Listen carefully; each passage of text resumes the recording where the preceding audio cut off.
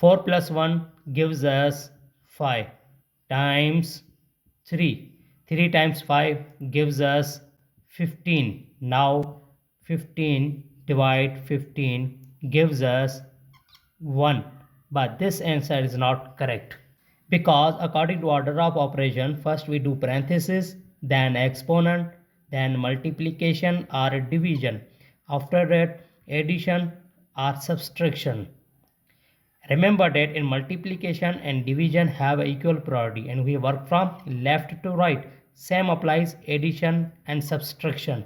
In this expression, one is parenthesis, inside the parenthesis addition, here is multiplication and division. So first we do parenthesis.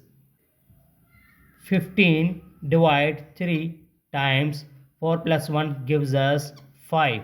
Now we solve division. 15 divide 3 gives us 5 times 5 gives us 25. This is the right answer.